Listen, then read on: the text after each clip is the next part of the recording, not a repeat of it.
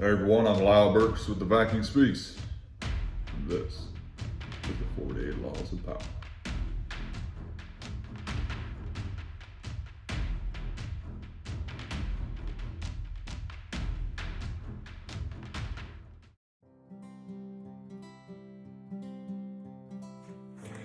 Hey y'all, it's Lyle Burks with the Viking Speaks.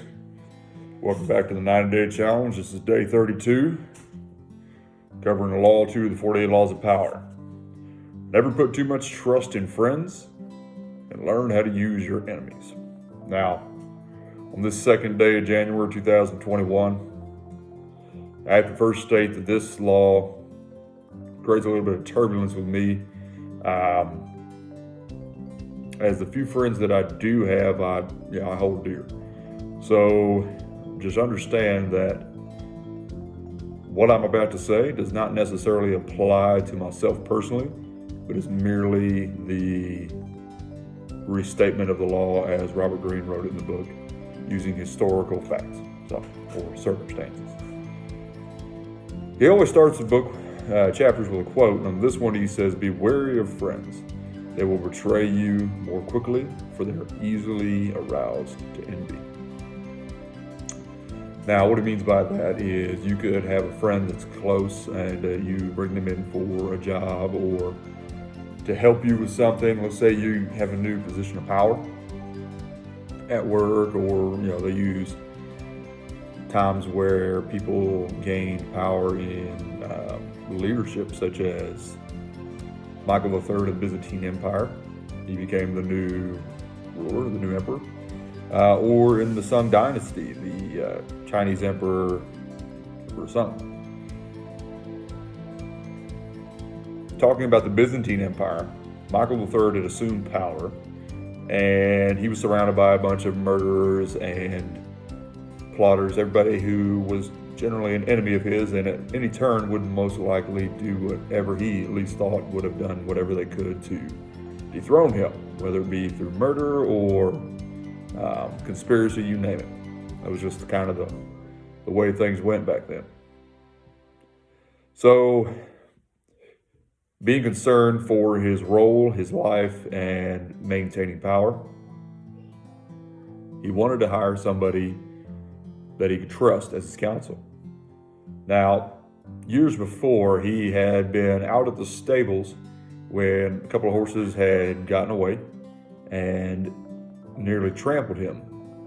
A stable boy who was a peasant working in the stables, really good with the horses and everything, was there at the time and saved him from getting trampled. His name was Basilius. Now, Basilius and Michael III eventually became good friends as a result of that incident, and after Michael assumed power, the first person he thought of was his best friend. And what he did was he put this guy through school. He made him the chief counselor. He was his number one go-to guy, his right-hand man for all things ruling council. So as time went on, Bardas, who was Michael's uncle, was the head of the army, and Basilius had a great thirst for money. That was the biggest problem that continued to pop up with this companionship. Michael doubled and even tripled his salary, and no matter how many times he increased his salary, gave more and more money, it was never enough for Basilius. He became lustful and constantly yearning for more and more power. The more power he gained, the more power he wanted. So he began to talk to Michael and start whispering things in his ear, and made him believe that his uncle, Bardas, who was head of the army, was plotting to kill him. So eventually, Basilius had Bardas killed, and then was able to get granted permission to head the armies. A few years pass by, things go on. Basilius has grown his reach to a point where now he has more power, influence, and allies than the emperor himself. And the emperor, because he was poor with money at the time, reached out to Basilius and asked for repayment of some of his debts. Basilius refused. And it was at that point that the emperor knew that he was screwed. He had given this guy power, and then he realized at that point in time when he had less money than his friend, that he was in trouble. Shortly thereafter, he awoke to soldiers from the army that his best friend now commanded and was murdered. Thereafter, Basilius assumed the throne and even cut the head off of his friend, put it on a pike, and paraded it around the city, showing his new victory and proclaiming himself the new emperor. So that's what happens when, according to this, you allow your best friends to work too closely and you provide them too much power. Conversely, the Chinese Empire back in, I want to say it was 900 era, in the Sung Dynasty. Emperor Sung, he knew of the usual plots to overthrow, the Chinese in rulers in Chinese times back in the 900s. Actually, it was, I want to say thousands of years is the way they made it sound. But for long periods of time, this is just how it had constantly been. A new emperor assumes power. His generals eventually become lustful or envious. They think the emperor is weak. They plot against him. They murder, and one of the generals takes over. Or they kill his offspring and eventually assume the power that way. Well, Emperor Sung knew that, and he was trying to figure out a way to stop this constant upheaval of power. So after he had assumed power, he held a big banquet, and he brought all the generals in, and all the generals at the end of the night, he had everybody leave except for the emperor, his guard, and the generals. Well, of course, the generals were concerned. They thought for sure, based on how everything else had gone, because all the other emperors prior to it just had all the generals murdered to avoid the problem. Well, instead of that solving the problem, all it does is it makes the new generals want vengeance or fear for their lives, so rather than they would kill the emperor before themselves being killed. So Emperor Sung took the different approach. When he had brought them in there, he explained how uneasy the night was and that he couldn't even get a good night's sleep because of this constant worry. And he felt the generals probably had a similar problem, that they were concerned that new emperor guy was going to go in and slit their throat in their sleep kind of thing. So what he did was instead he said, look, I get it.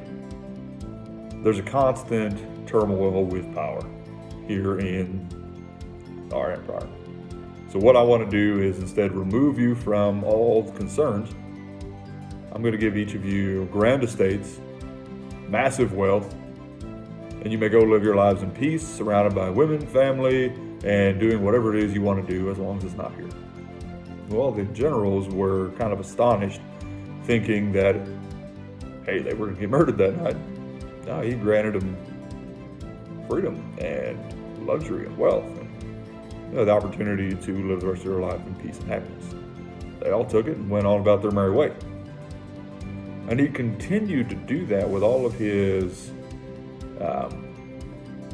adversaries, and even one, he had someone, another king in a different empire or different realm in China that they had battled back and forth many times, and he eventually won. And he brought this king in, offered him wine, and they were going to have a conversation. Well, this other king thought for sure that the wine was poison and he was going to kill him right there. Emperor Sung not only laughed at him, but he went and he took the glass of wine from him, drank it.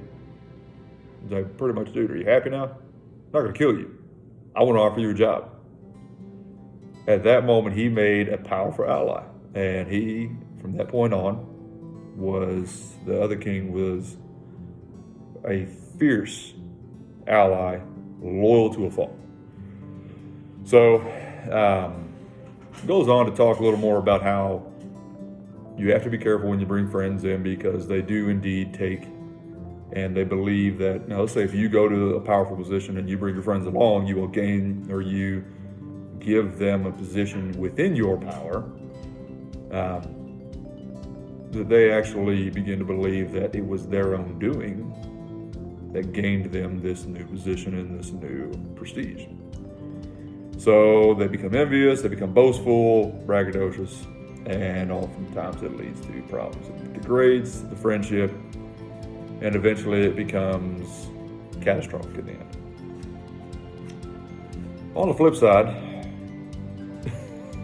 he even goes so far as to say that it's good to keep your friends around in case you need something done that you don't necessarily want to get your hands dirty with, or if you need a scapegoat. So, take that all with a grain of salt.